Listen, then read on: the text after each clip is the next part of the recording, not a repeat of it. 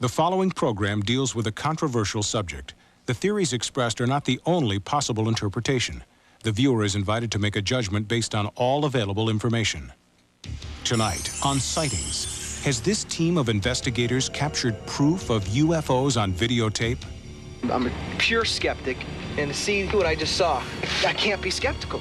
Do the latest cases of abduction reveal frightening alien motives? Women begin to experience the gynecological examinations done by the aliens on them. And could our own astronauts face deadly close encounters with alien forces?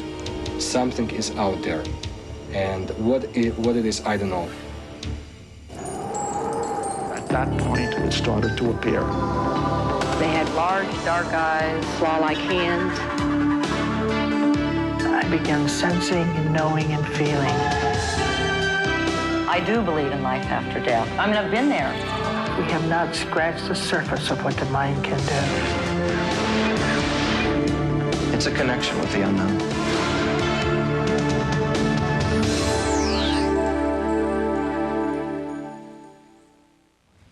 Hello, I'm Tim White. Tonight on Sightings, people who claim to have had personal contact with aliens. They tell bizarre stories of abduction, and they suggest their captors have sinister motives. Most UFO encounters are easily debunked by experts, but there are still many sightings that cannot be explained, even by the most skeptical researchers. UFOs, they've been sighted in every corner of the Earth. Witnesses have captured strange lights and disc-shaped objects on film and video, but even before the age of technology, people worldwide were reporting UFOs. The UFO subject goes back at least 6,000 to 8,000 years in human history. People have many times pointed to the Christian Bible and the old first 5 books of the Jewish Torah as being examples throughout history of UFO contacts. But what we're seeing today is considered by many to be examples of superior technology from somewhere else, probably another planet. Some places have become legendary as UFO hotspots. Gulf Breeze, Florida, Roswell, New Mexico. Sightings in these out-of-the-way locations number in the thousands. The next hotspot? According to world-renowned UFO researcher Peter Gutella, this town, Anza, California, has all the earmarks of an extraterrestrial mecca. And we have animal mutilations, we have abductions, we have close encounters of all degrees. We've had the appearance of mysterious animals, and we've even had some of the so-called Men in Black experiences there. At a local coffee shop, people were willing to share bizarre stories of their UFO encounters. Kind of. I mean, that's the feeling I get. Like, They've revealed that they believe that the Men in Black are actually extraterrestrials, sighted in deserted areas near the town. Each story is stranger than the last. And I happened to look through the trees, and I saw this vehicle standing about, just about 60 feet off of the ground. It's like a flying saucer. It had a dome on the top and a platform around, and a couple of persons walked around walking on air. I was delighted to be able to see such a thing. And then all of a sudden, it was gone. Anza is a UFO researcher's dream, a living laboratory filled with eyewitnesses. They moved, first saw them over here, they moved across. This thing was so bright, there was absolutely no shadows whatsoever on the ground. It was like a gold trail, it left a gold trail. Gutella believes an around-the-clock surveillance here could net scientific proof of UFO activity. Activity reported today and possibly in the ancient past when Indians here drew astronaut-like figures. Because of so much activity, the time was right. A team of UFO experts and skeptics move into the area. This will be one of the largest UFO stakeouts ever. They set up a command post on Thomas Mountain. No one that I know of has gone out there to do what we did. We had the radar. This radar can detect objects within a 24-mile radius. This was pretty elaborate. The equipment was very expensive and very good and very accurate. The Starlight camera is so sensitive, it can photograph objects in total darkness. Once online, it sees anything that gives off even the slightest light. It easily picks up stars that are not visible with a regular video camera. This camera is unique because it has an intensifier, which is more than 1,000 times more sensitive than the video camera you have in your home. Surveying the area, the researchers are looking for a UFO the locals have nicknamed Goldie, a golden glowing craft seen over and over in the night sky from this mountaintop. Starlight, we're looking at Mount Cahuilla. This is where Goldie, or the UFO, which has been seen about 50 times in the past 3 or 4 years, usually appears. It appears in this area and has been seen actually all across Mount Cahuilla. This is Mount Cahuilla here. The team gathers data and keeps meticulous notes. They continually monitor the sky. Then, unexpectedly, they're visited by witnesses. Debbie Steinberg didn't want to talk about her experience in town. She hiked to the stakeout area for a private meeting with researchers. This was about 10:30 at night that it started.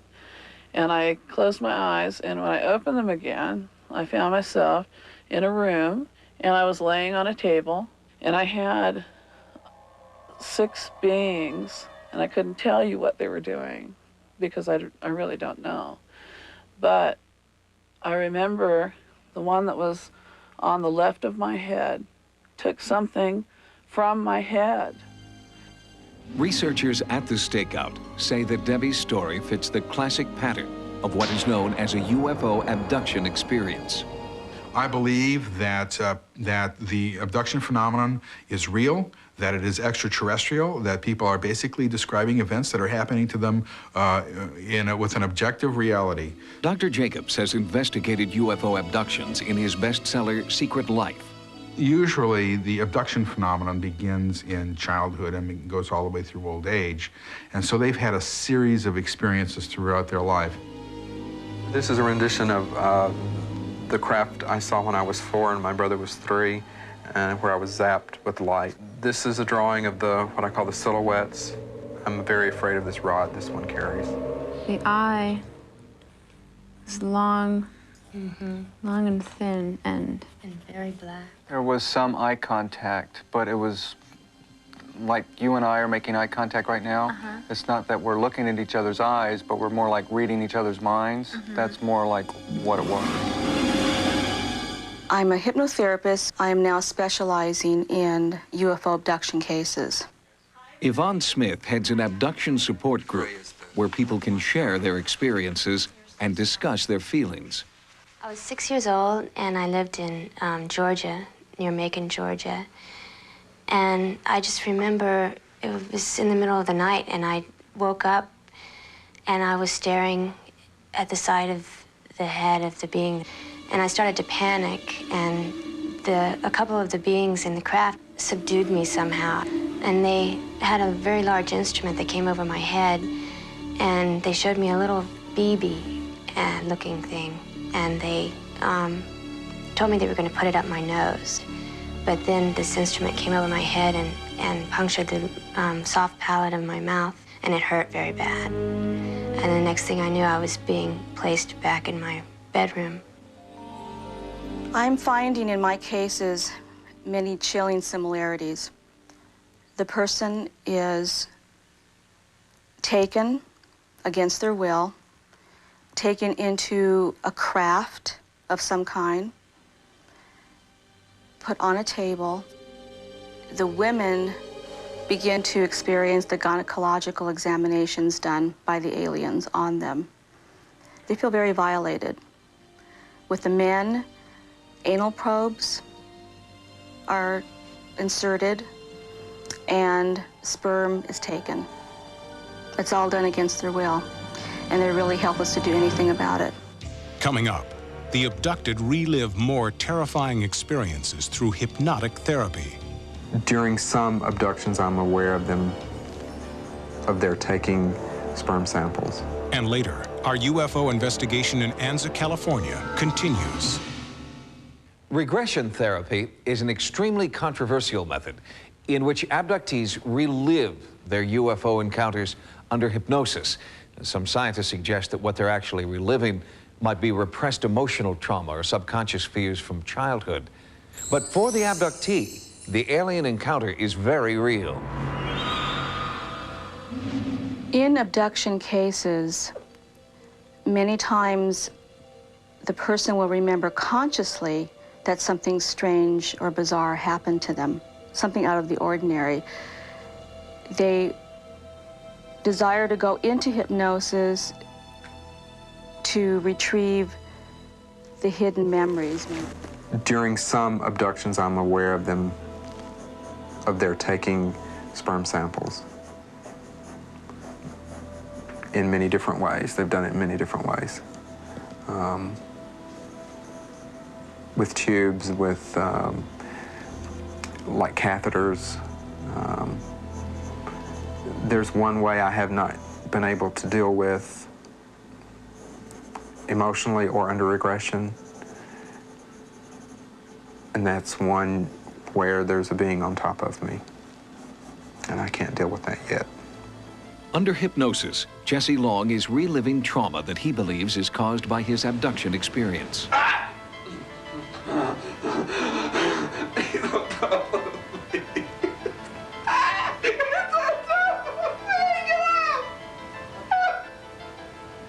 As incredible as it sounds, these people are actually reliving these terrifying experiences. Long claims to have not only emotional scars, but real physical scars as well.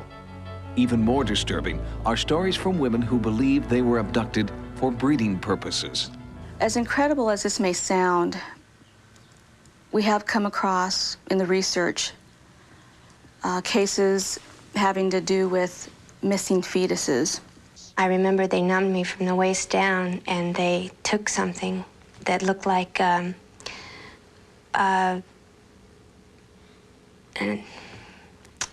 umbilical cord attached to placenta, and they levitated it into some kind of chamber. Later abduction scenarios, she is actually shown a baby. Now, this baby is not like a human baby that, as we know it. It's a cross between an alien and a human.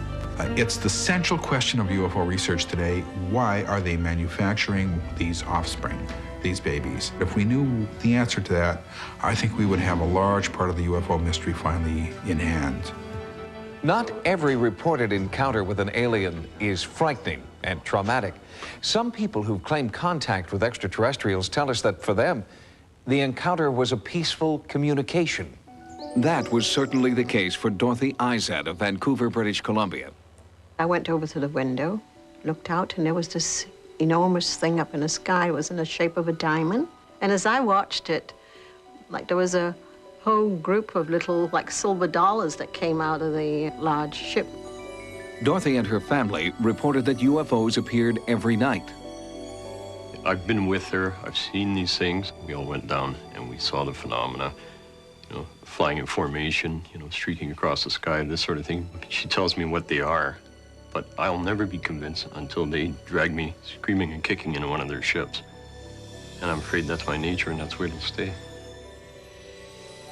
I found that through the test that this person is telling the truth, whatever she's doing, and that she's honest, and she's a very average, normal individual. This is what witnesses have seen. These are not street lights, airplanes, or other conventional lights. This is actual footage of unidentified flying objects. This is a single frame of Dorothy's film, equivalent to 1/18 of a second. The streaks do not appear on the frame before or after this one, suggesting that the light is moving great distances in an 1/18 of a second.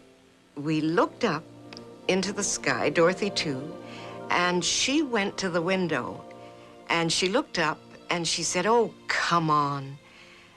Do something for my friends. They've been here for so long." And right away, 3 shafts of light, as bright as anything, just shot right up into the air where we were watching. My communications with the light beings are that they're very worried about us humans because we usually do things without thinking. The weapons we build, the way we raping the earth without thinking of the consequences. Although it does not appear that this film has been altered.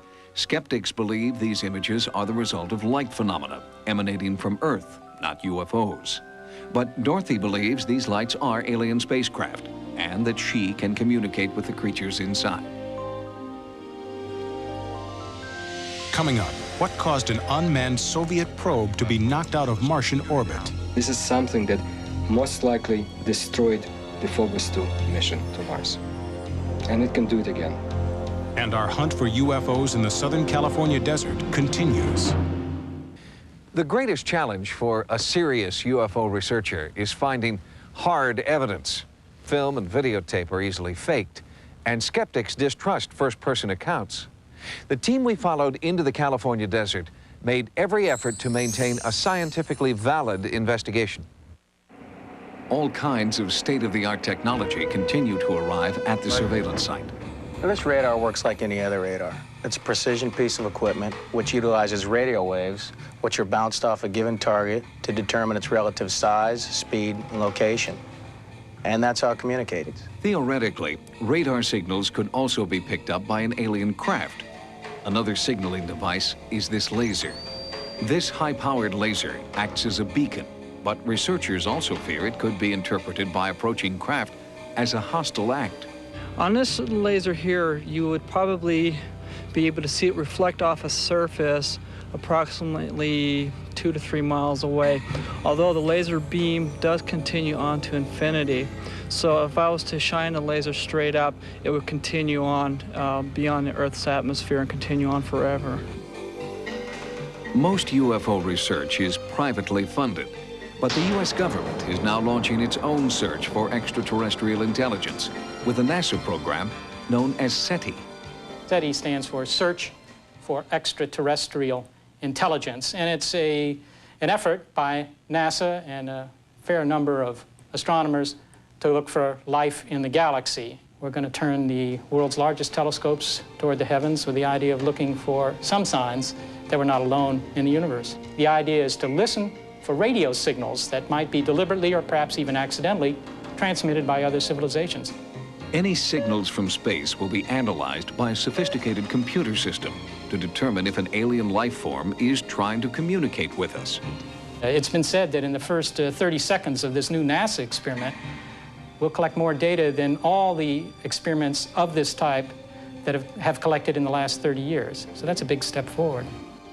While the U.S. looks for proof of alien spacecraft, the Russians believe they already have proof.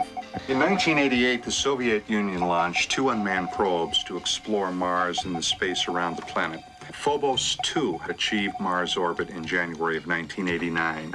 However, something then occurred which there is apparently no prosaic explanation for. According to the Russians, they encountered with their unmanned craft an anomalous object, or a UFO, which was computed out to 25 kilometers. What we have is an infrared photograph taken from the Phobos 2 probe. This is the Martian moon Phobos. This is the UFO that apparently the Phobos 2 craft encountered. What happened was the craft observed the UFO, it took some photographs of it, then, according to Soviet sources, this UFO turned toward the Phobos craft. The Russians then lost contact with it, and the craft has been gone ever since. I think it took out Phobos 2 mission because Phobos 2 saw something it was not supposed to have seen. If I were in a spacecraft now to Mars, especially to Phobos, I would feel terrified because in my opinion, based on the knowledge that I have, something is out there. And what it is, I don't know. But this is something that most likely destroyed the Phobos 2 mission to Mars. And it can do it again. Coming up, the startling results of our UFO investigation. And I'm totally freaked out. I mean, I've got shivers going all the way up my spine. From the outset of their investigation in Anza, California, the research team realized that the chances of capturing a UFO on film were extremely remote. But even with a skeptical eye to the skies, the team made a startling discovery. Maintaining the surveillance equipment and recording data has been a full-time job for researchers. 2 days and nights of hard work finally pay off. After day-long preparations, a strange light appears in the sky. The camera was not in position, but but skeptical observers were. And I'm totally freaked out. I mean, I've got shivers going all the way up my spine. I don't know how to explain this. You know, I'm a pure skeptic, definitely. And to see what I just saw, there's, you know, I can't be skeptical. We saw a yellowish orange light appear over the mountain. It traveled a little bit to our right and split off into two lights. And as we watched them, they began to fade in intensity, and after about 30 to 40 seconds, they disappeared from view. The sighting lasted only 15 seconds, but soon another UFO appeared, and this time the cameras were ready. The team captured this amazing UFO video. You guys watching this inside? It's going up, going straight up. Go, go, go. 249, 249. We are presently watching this light, anomalous light, it's now rising above Mount Cahuilla. It appears to be more oblong or saucer-shaped than a conventional aircraft would be. This starlight videotape may be all we ever know about the UFO nicknamed Goldie. Neither U.S. military sources nor the FAA have a definitive explanation. Researchers in ANZA now have extensive logs and video, but none of it can yet explain who or what is out there. With so many sightings and contacts reported, even the U.S. government is now taking notice. NASA will spend $100 million over the next 10 years to scientifically search for intelligent life in the universe. One wonders if this mission will show that spaceships and extraterrestrials are more than science fiction. For Sightings, I'm Tim White. Good night.